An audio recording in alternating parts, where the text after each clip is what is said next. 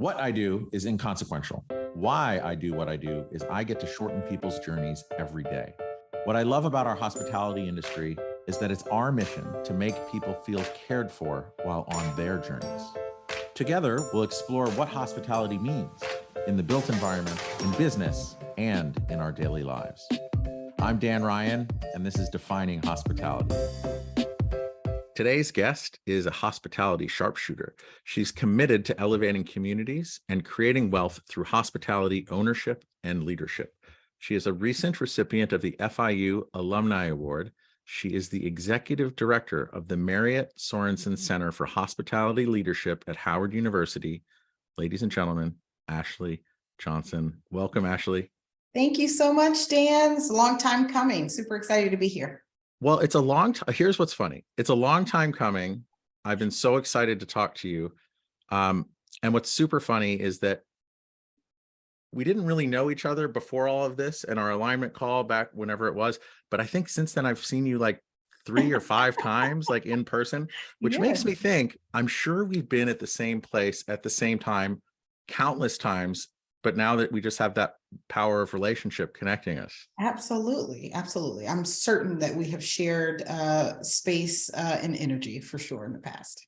Yeah. And also, as far as the journey to us speaking right now, I think a lot of it has to do with Damon Lawrence of Homage or Homage. And, you know, he being a Howard alum, just always speaks so incredibly highly of the program that you have and that's developing. And that I think to start it all off is this Marriott Sorenson gift that was made after the, I don't know, really unfortunate passing of Arne Sorenson, because he was such a powerful figure in our industry and hospitality meant so much to him. I really feel like this legacy that they've left, this $20 million gift to Howard to really bolster the hospitality program, it's just really kind of unheard of. And it's so exciting. So before we get into digging through all of that, what does hospitality mean to you? And how do you define it? Hospitality to me is 2 parts, right? Hospitality is most certainly the business of service. And it's also the heart in the delivery of service, being of service to one another in community and creating really special and memorable experiences. So 2-part in my mind. That's wonderful, because I think in every other conversation I've had, there's been a definition, and I love how you've broken up into a business definition and a heart definition. For sure. For you personally, Ashli, if you were to put the business on one side of a scale and the heart on the other side of a scale, which way would it tip and why? It's got to tip towards the heart because that's what makes it unique. That's what makes it special. That's what attracts people to hospitality. That is what makes experiences special and memorable, and it makes us want more and more of it. And so without that heart piece, we could never make a business out of it. I totally agree, because it's almost like the people who are drawn to it and in this wonderful industry, and even the ones who are not in hospitality, that art and the heart of hospitality or empathy, it just affects every kind of business and every kind of person. Yeah, absolutely. Absolutely. And I loved how you just said unique and special, right? The heart is really what makes it unique and special. And I would really love to dig in with you as far as, look, there's all these hospitality schools. Kids are like, I want to get into hospitality, whether it's developing hotels, operating hotels, or anything in between. What makes the Howard program unique and special? And I would say even more unique and special since the gift from the Marriott Sorenson Foundation. Yeah. So a little bit of a trip down memory lane. Once upon a time, there was a hospitality management major that existed here at Howard University and lived within the School of Business, very similar to any other hospitality program that you see across the country that tends to be very operationally focused and produces leaders to lead the operation primarily at the property level. And so that program, that degree program, that major has been gone from Howard University for quite some time. I want to say likely well over a decade. And so after the untimely passing of Arne Sorenson, the Marriott family and Ruth Sorenson gave really a landmark gift to Howard University to establish what we now know as the Marriott Sorenson Center for Hospitality Leadership. And so one of the really unique things that we're doing here is that hospitality is not a major, right? So these students that are welcomed into each cohort, and we welcome a new cohort each fall of roughly about 20 students. They are majors from all over, right? They are finance majors and international business majors, supply chain management majors. They are healthcare management majors, engineering, architecture, et cetera, because we know that the goal of this program is to increase Black representation at the highest levels of this business, meaning corporate and C-suite level roles, in addition to increasing the amount of Black owners in the hospitality space. And so we know that we can develop business-minded leaders to lead the hospitality industry. And really, if you take a survey of the top leaders in this business, many of them do not have necessarily a bachelor's or a master's degree in hospitality, but rather their undergraduate studies were really focused on business types of majors. And so that first part of the definition that I shared about how this is the business of service, that's really what we are instilling in our students, is understanding how the business of hospitality runs. I didn't realize it was only 20 students in a cohort. Mm-hmm. So that's really amazing. Like you're getting, and then if you think about how $20 million can get amortized over 20 students in each cohort, I mean, that's just so impactful.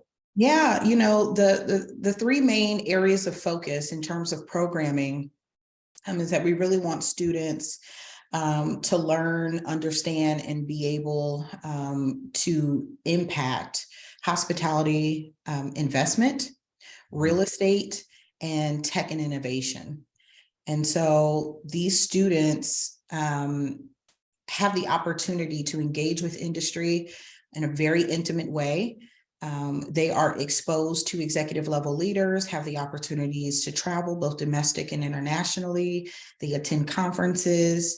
And so the programming that we're able to sort of wrap around them in their individual degree program. So, I mean, just imagine, Dan, if you are a freshman finance student and maybe you're interested in investment, you are taking courses that are best preparing you for a career in finance.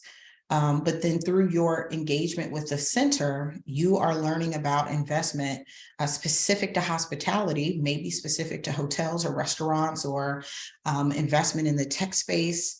It really will produce a very different caliber of graduate after they've been in this program for 4 years. So very exciting.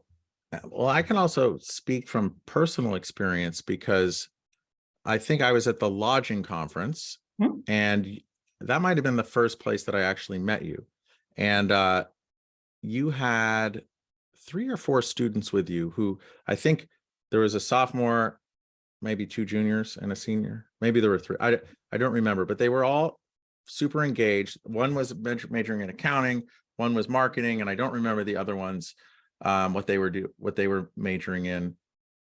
But to be able to talk to them and hear, like, they're just coming from college and then going to this conference and going to super specific presentations on capital expenditures or macroeconomic developments and trends, like around all these people that are so focused and niche.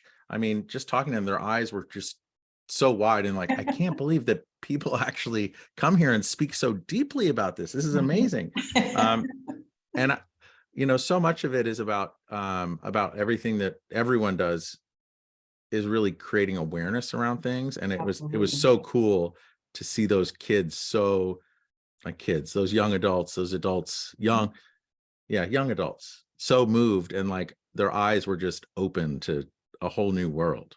Absolutely. Absolutely. We know that exposure is definitely going to be a major key for success for students enrolled in this program. We know that representation matters. We know that access to executive level leaders matter. We know that even being made aware of opportunities, right? I am a two-time hospitality graduate. And so I didn't always know that you can sell hotel franchises. I didn't know that someone was, designing hotel rooms. I wasn't aware of these types of opportunities. And so we want to make sure that these students are fully aware, but also equipped to be able to step into corporate roles and start making immediate impact upon graduation. If not, they would be stepping back into the classroom to pursue a master's after their time here at Howard University. So, awesome. Yeah. I mean, you said a minute ago that, a mission of the program is really to increase Black representation within our industry and Black ownership within our industry. And on the ownership side, is that, I guess it would be both. So business ownership and also real estate ownership in the hotel space. Absolutely. So how do you what's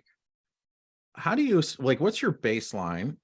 And then how do you measure success? Because just from my perspective, it's sorely lagging.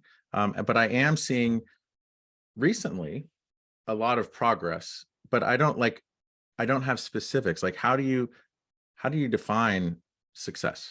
Sure. So Dan, for anyone that is listening to this podcast, I would certainly encourage them to research. The Castell Project has commissioned a ton of research on specifically Black representation in leadership roles in the hospitality industry. And so they complete a report on an annual or biannual basis that clearly reflects that there is a huge gap in Black representation by comparison to Black leaders or employees that work in the hospitality industry. And so I'm often invited to speak on panels and address groups of employees on the topic of DEI. And I always start by saying, I'm not interested in discussing diversity in an industry that is likely the most diverse in the world, right? By comparison to other industries, we know that hospitality is very much representative of all manner of races and genders.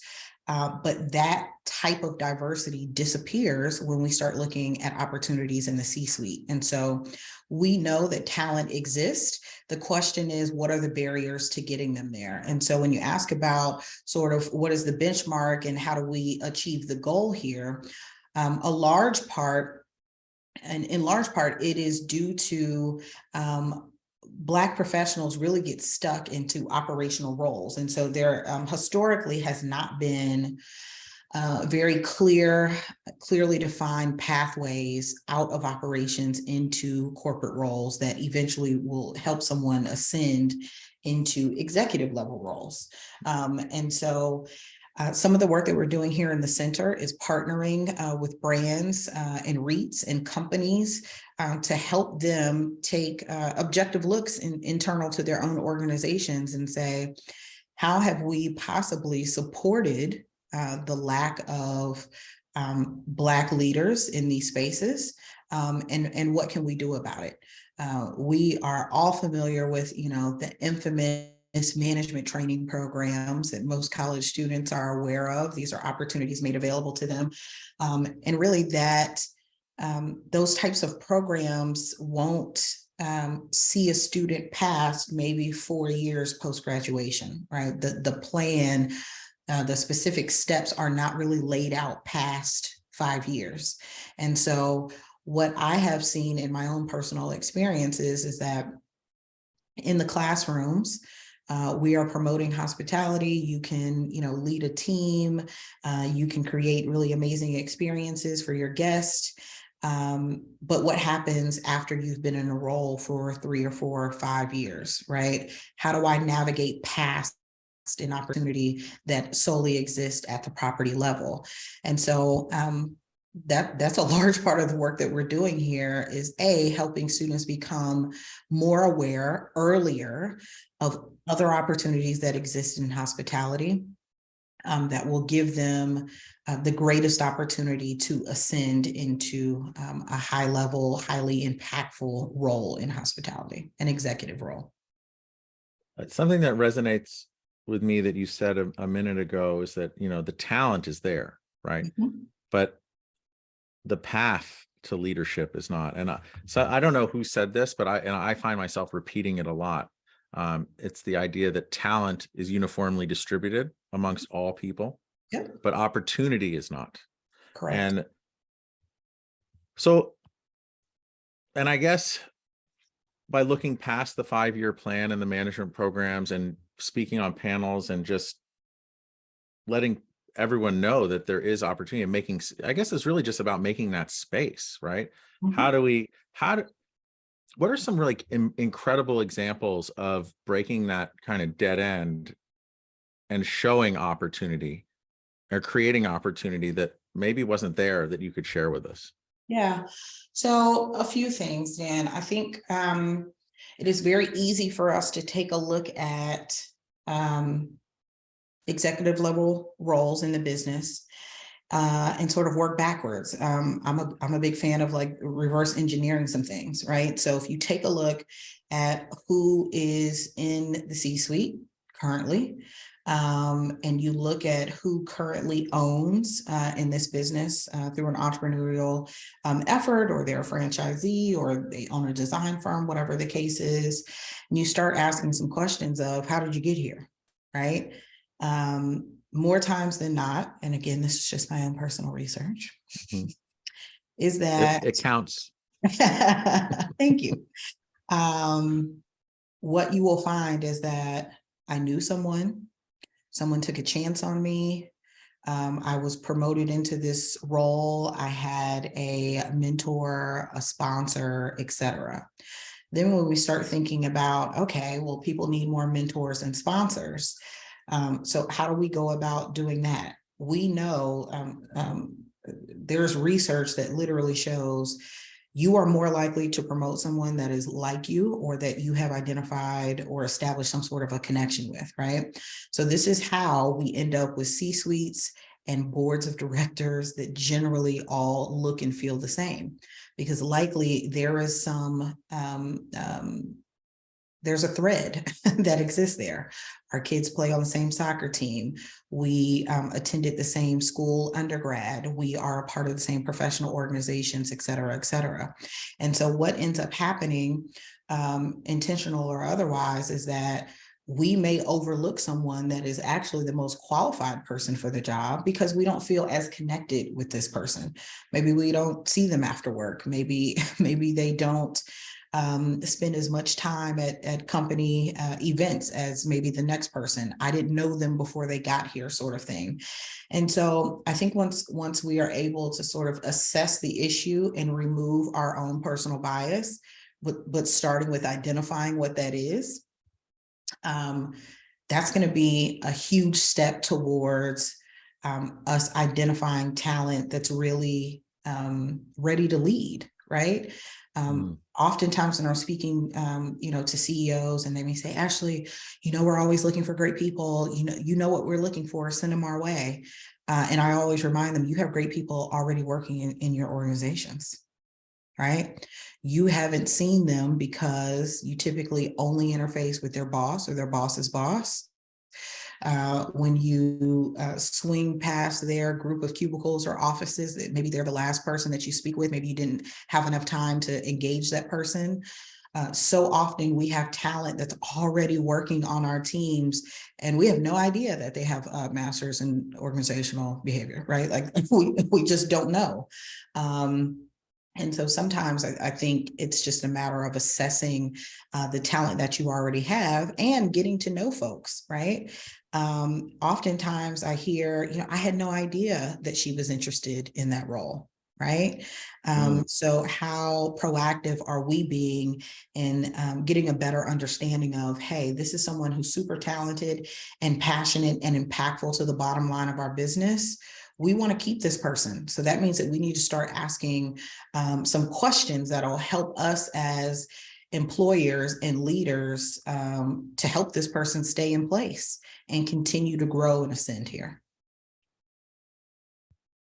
So it's kind of like, in a way, lifting where you stand, like looking around at, again, I think it comes down to making space. And if you think about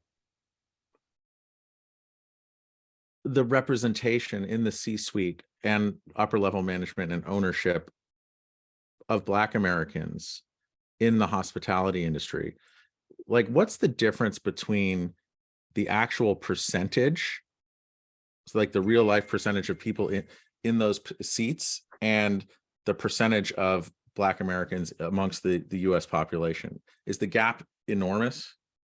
It must be. Yeah, I don't have the exact numbers. I do know that the numbers tend to be a bit more skewed for the hospitality industry. By comparison, when I think about, I recently saw, for the first time, maybe I think the figure is 10% of, Fortune 500 CEOs are women. Right. That's mind-boggling. We don't have that testimony in the hospitality industry, unfortunately. Right. Yeah. So I think, the numbers tend to be a bit more exacerbated here in hospitality than other places, particularly when you think about how many underrepresented minorities work in hospitality. Right. Yeah. And certainly, I'm not sure if we have that much time here today, Dan, but when we think about, historically, who really created this industry in this business in this country, those are the folks that really should be first in line for these opportunities, right? And so we know that that's not the case. Hospitality definitely has a lot of work to do. And honestly, we've been talking about issues of DEI for, forever, seemingly. And so, back to my definition of hospitality, everyone in this business is in business to make money, to be profitable. And we know that diverse leadership lends itself to being more profitable organizations. And so I'm always of the frame of mind that when we really want to get serious about this, similar to the way that we respond to any other huge major issue or concern in hospitality, we can start addressing it and start making progress in short fashion. And hearing you say progress, I love it. And that kind of brings me back to where we were on, the baseline of like, it's crappy, right? The representation. Yeah. So since you've been at the helm of Howard's hospitality program, like, is there any measurement of progress that you could see? Is there any, like, what are you rowing towards, if you will? Yeah. Like, and can you share any successes or wins? Yeah. So in full disclosure, I've only been in the role for about 7 months now. So we have not yet changed the world. We are certainly rowing in that direction. But I most certainly see my role here at Howard University as twofold. Certainly, we are focused on developing incredible talent to gift to the hospitality industry, right? But we're also incredibly focused on ensuring that hospitality is serious about creating space and opportunity for those students. Here at Howard University, our students are highly recruited. As you can imagine, every Fortune 500 company and more recruit top talent from here and create a very competitive landscape for securing, talent just as they're graduating. And so we know that hospitality has has some heavy lifting to do to be able to compete with that, and also to retain the type of talent that they're looking for. And so, in addition to preparing students for these types of opportunities, a lot of my conversations are with owners, founders, C-suite level executives, really encouraging them to take a deeper look into why is it that your organization currently looks the way that it looks. Why is it that majority of the diversity that we can see is at the lower ranks?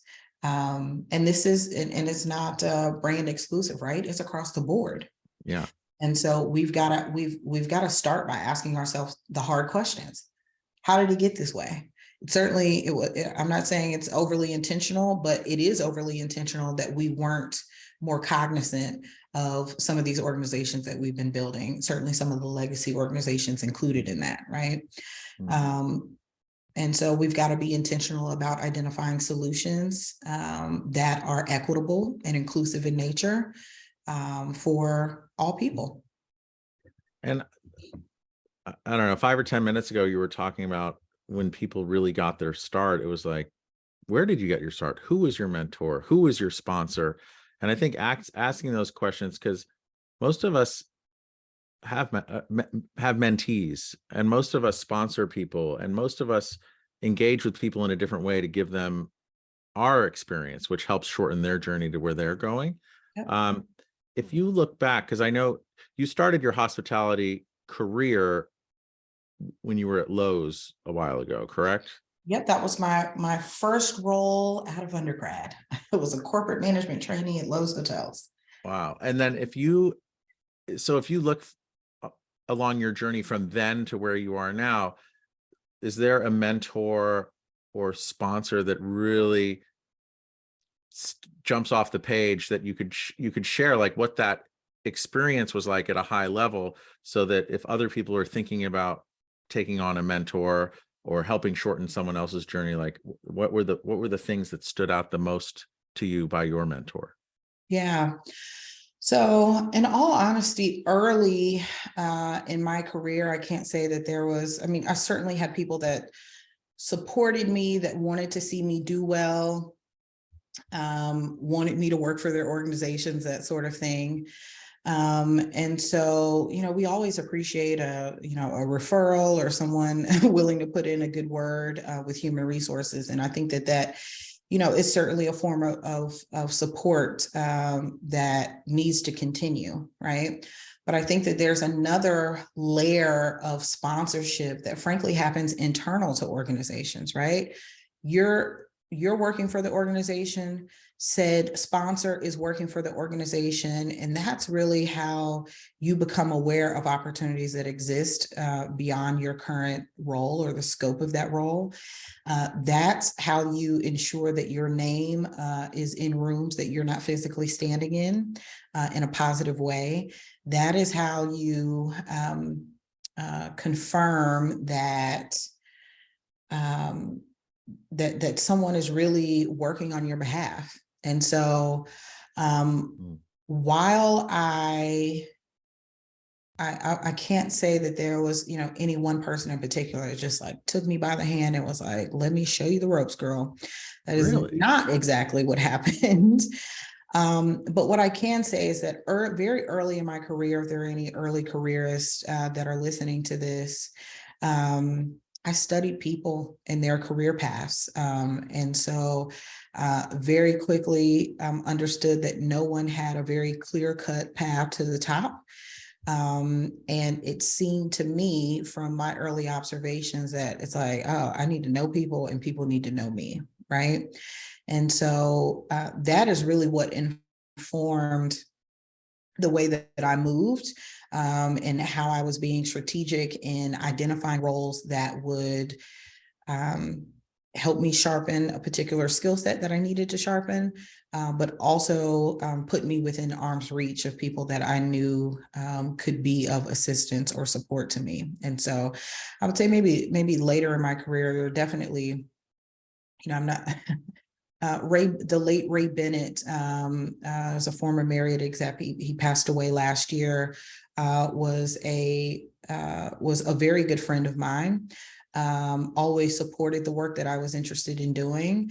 And so when I think about even me stepping into this role, I know that Ray Bennett was someone that was contacted by the headhunters in this university to say, you know, what type of person do we need in this role? Who does that individual need to be? I know that folks like Ray Bennett, when asked, I know that Ray mentioned me by name, right? And went further past just mentioning me by name, but sharing clear-cut examples of why I had already demonstrated that this was the type of work that I had dedicated my career towards. And so, you know, I think sometimes when we think about mentorship and sponsorship, it just seems so formal and like committal that sometimes it can scare people away. Like, oh, I don't know if I have time for this. But I think oftentimes people have more influence than they actually think. I agree with you, because I think to have a formalized mentor or sponsor, yeah, that does exist. But I agree with you in the sense that if I look back on my career, those mentors, it wasn't a formalized thing. It was someone who I just had a connection with, and they would kind of paint a picture of what was out there and how to get there. And so I guess that's really kind of what I was looking for, in the sense that it's not a hard thing to do, right? It's about making space and just taking an interest in those people who are in your organization, and just ask them like, hey, where do you see yourself in 5 years? What do you want to do? How can I help? And just asking questions and be genuinely curious about them. And I think a really great question to ask is, you know, who should I be talking to? Right? If I want to do X, who would you recommend that I speak with about that? And even just that connection coming from one person to another, maybe it's just a quick email introduction, right? Again, I don't think people sometimes fully realize how influential they are. Just getting an email, Dan, if you email me today and said, hey, I've got someone that I'd like for you to speak with, you know, you've got enough credibility with me that I'm going to speak to that person, and whatever it is that they need, I'm going to be of as much assistance to them as I possibly can. And so I think being able to add value to relationships that will both plant and grow seeds is huge. But also even just offering that to people of, you know, how can I help? Who can I connect you with? Really goes a long way. Yeah, you know, it's interesting as you're saying that, you know, I'm getting more gray hair. I'm aging. But I look as I get more senior in my role and relationships within our industry, I'm missing out on the young kids coming in. So I've just last week, I was like, you know what? I need to like block some time and do like either via LinkedIn search or talking to someone like you, and say, you know what? I need to find these young people who just want to ask questions, and like, hey, I'm going to give an hour a week to just like have 2 30-minute conversations or whatever, just to get to know people and ask them questions, and just really build that into my calendar.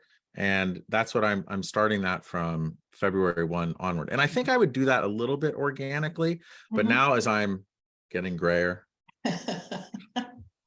I think I really need to schedule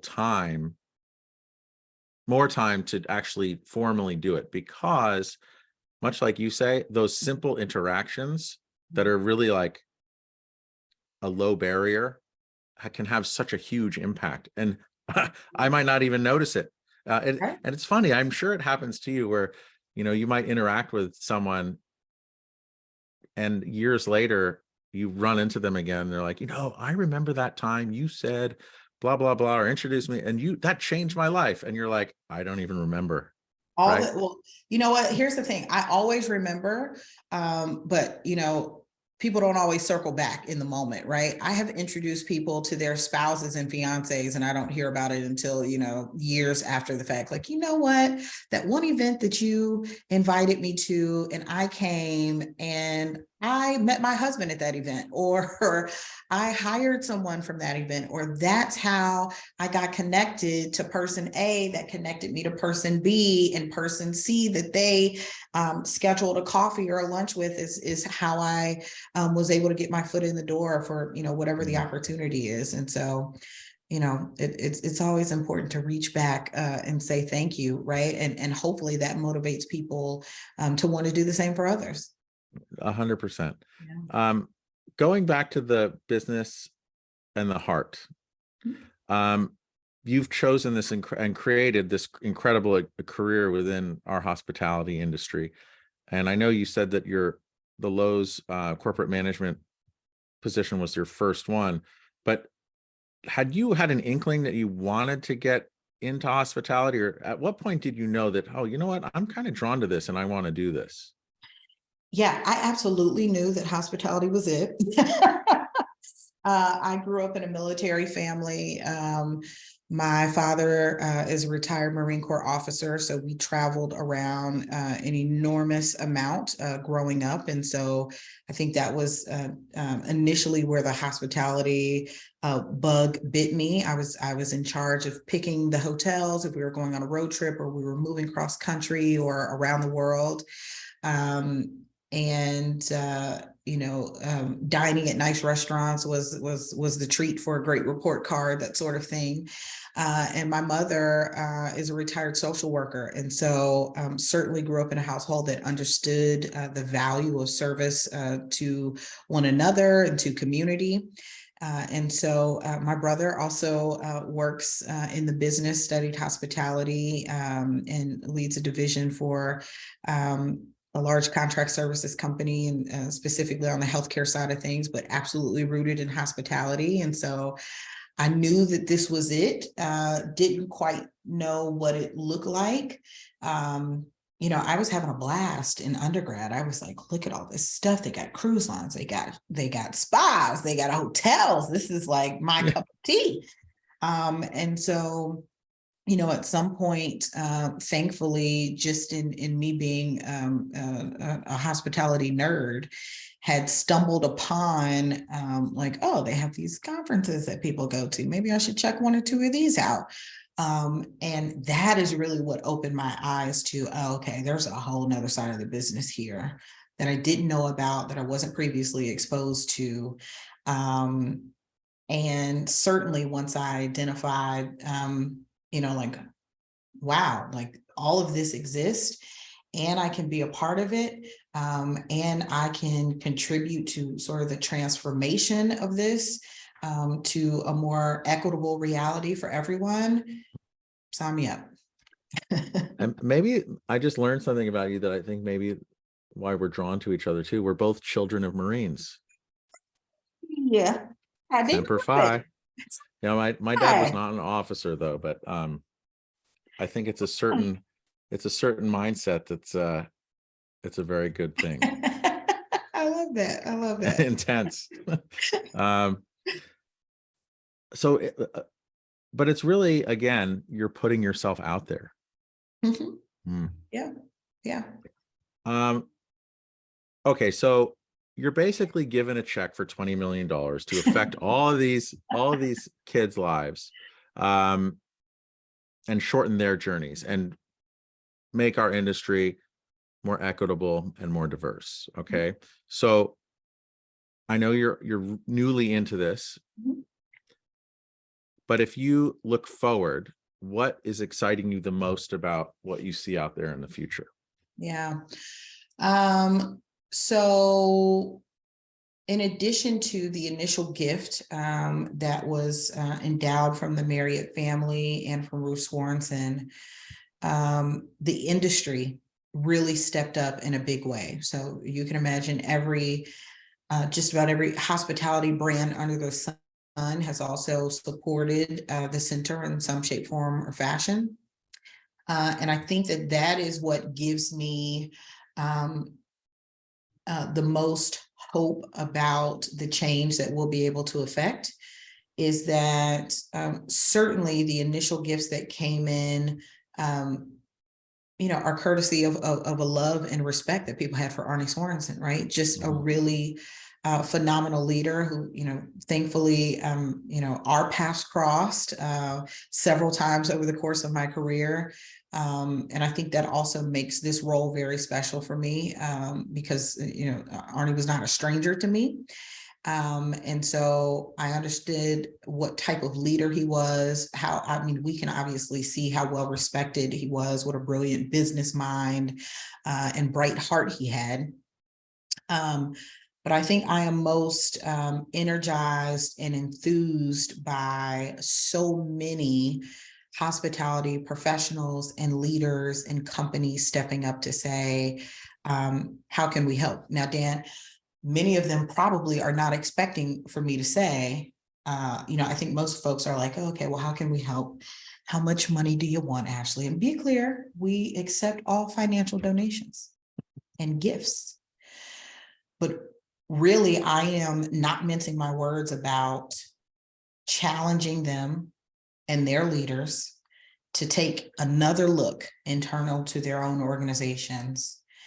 And let's get honest about how your organization looks like this, why it looks like this, and what is it going to take realistically for that to change, for it to be an inclusive environment for all people that want to be a part of your organization. And so I'll take that any day over another financial gift. Really, when people call and say, hey, how can I help? 10 times out of 10, it is a conversation about an investment of time and talent, not so much treasure. Thankful to the gifts that initially endowed this center and this effort. But I've been telling everyone, pull up to Howard University and the Marriott Sorenson Center for Hospitality Leadership. And we're going to pull up to your headquarters as well, right? If you really want to get involved with changing and transforming this industry for the better, that's what we're here for. Love it. Yeah, we'll take your money, but what's more important is your connection. Absolutely. Absolutely. Yep. Wow. And it's so simple. It's really so simple. It is. Right. It takes intent, right? I mean, we're all business people. We know if there is, some glaring emergency and red flags are flying, we are absolutely jumping into gear. We are gathering, we're rounding up the troops. We are getting a strategy together. We are implementing it because whatever it is, we're going to solve for this issue immediately because we can't have anybody messing with our beloved hospitality industry, right?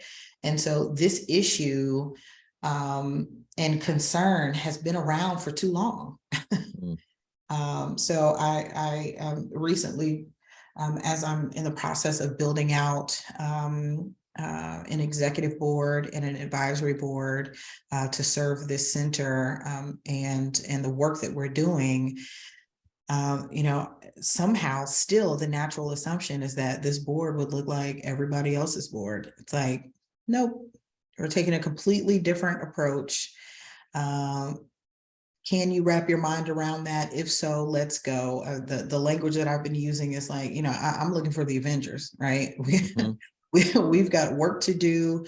And I am looking for, leaders that want to get serious about this, that are tired of talking about it on a panel, that really want to dig deep on just doing the work. Just doing the work.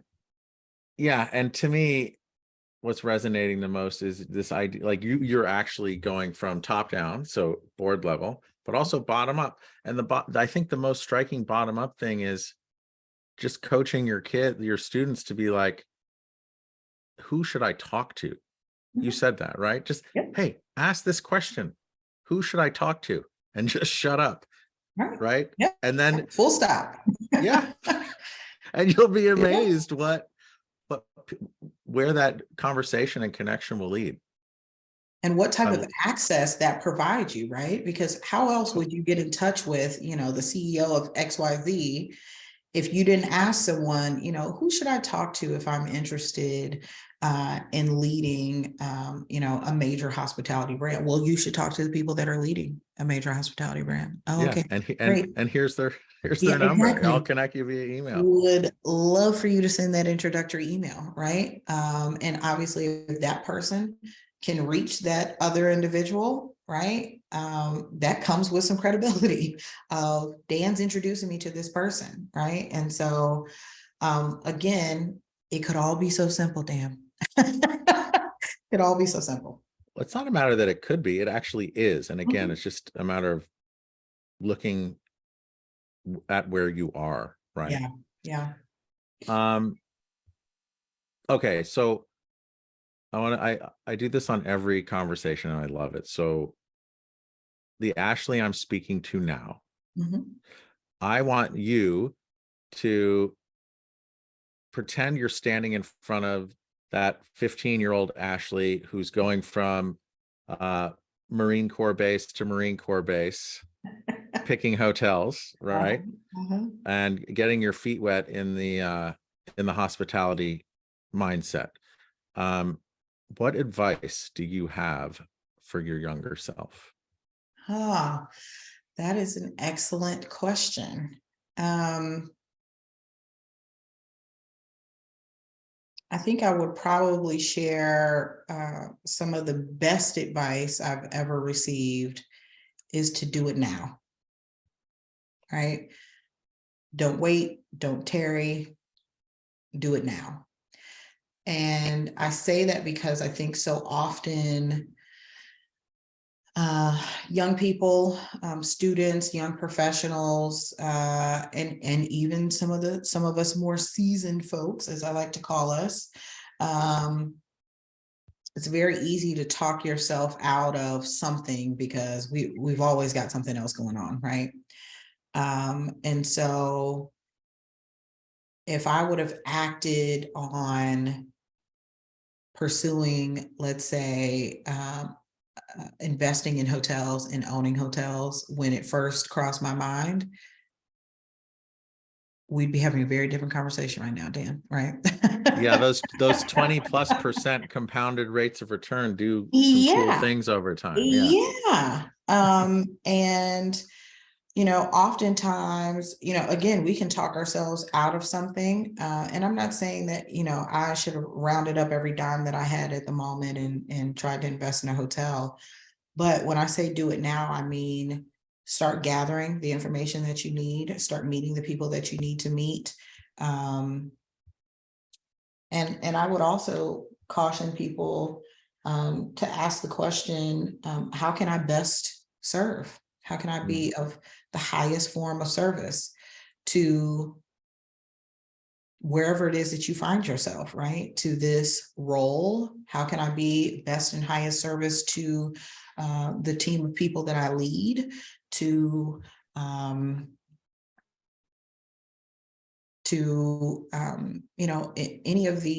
anywhere that you find yourself, I would be asking, how can I best be of service here? And then find a way to do that. Yeah. Massive immediate action. Exactly. Don't wait. Inertia Exactly. is the mind killer. Yes. Absolutely. And the opportunity killer, right? Yes. Yes. Yeah. Oftentimes we know what needs to be done. We just can't figure out how we can make it happen. It's like, just start, right? Everything snowballs. Yeah, it's one of my favorite terms. Like, you know how to eat an elephant? One One bite at a time. Absolutely. I think my kids have heard me say that 100 times, 1,000 times. Yeah, it goes in my book of dad. Yes, I was about to say that's a dad joke for sure. Yeah. Wonderful. So if people wanted to learn more about you, Ashli, or Howard University and the Sorenson Hospitality School, like how can people take that first step to do it now? Yeah. I would say the quickest, fastest, easiest, most efficient way to find me is via LinkedIn. I spell my name pretty uniquely, so I'll be fairly easy to find. We'll put it in the show notes too for everyone. Perfect, perfect. And they can also email me directly. It's just ashley.johnson@howard.edu. My first name is ASHLI.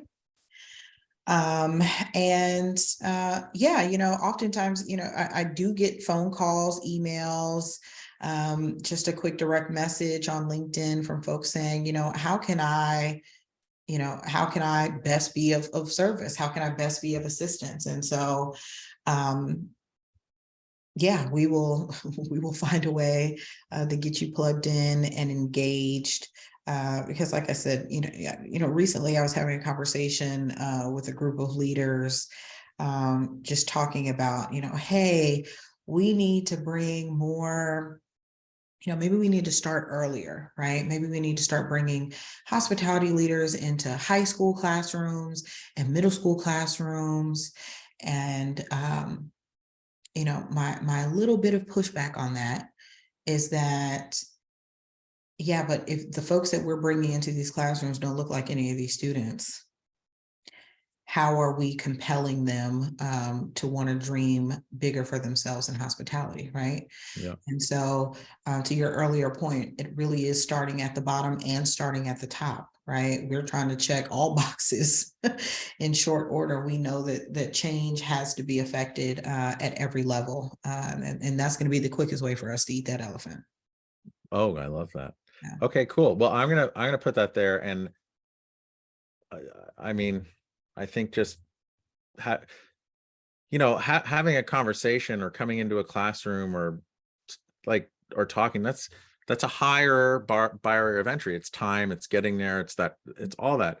Where really, I think my takeaway from this conversation is look within. Absolutely. Ask, be curious about those within your organization. Absolutely. Absolutely. Yeah. Yeah. Awesome.